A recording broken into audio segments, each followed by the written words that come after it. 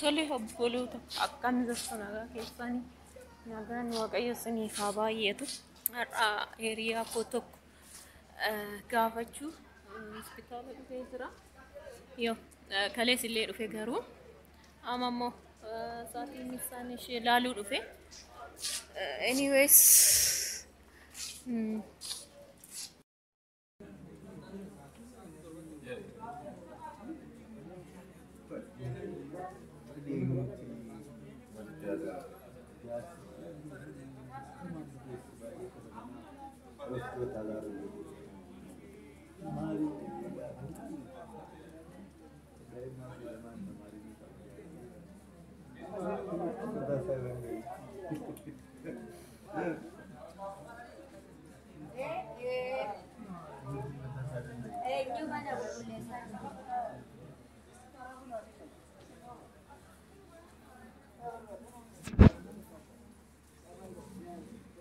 Badane,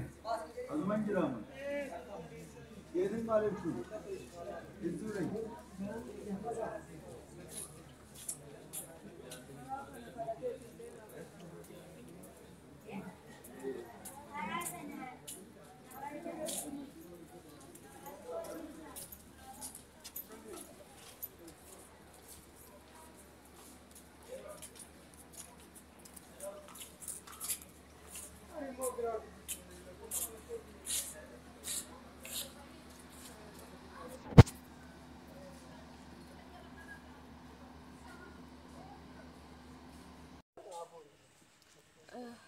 Ammaga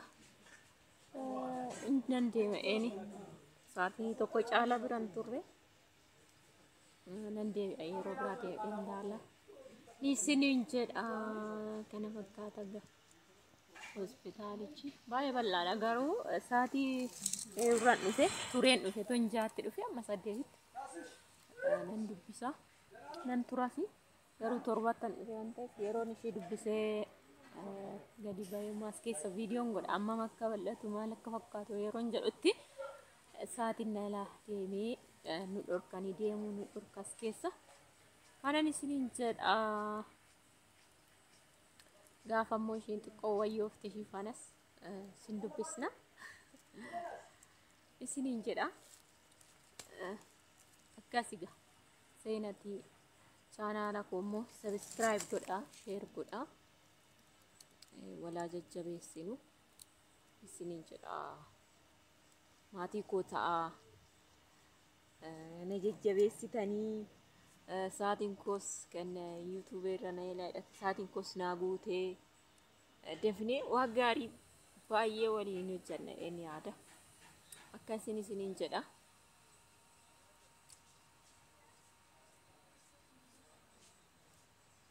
as keessa baay'eetu jira ana jechuun kan dhukkubsatu kan da'usa sun baay'eedha baqa akka magaalaa Walisootti as kanuma jechuudha hospitaalichi kan jiru akka asiitti jechuudha akka Walisootti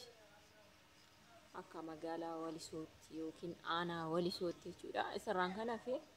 hospitaali gaariin gara Finfinneetti kan jiru haga asii Walisoorraa kaasee haga achi jechuudha iddoo baay'ee irraayyuu as dhufaniiti kan fayyadamanii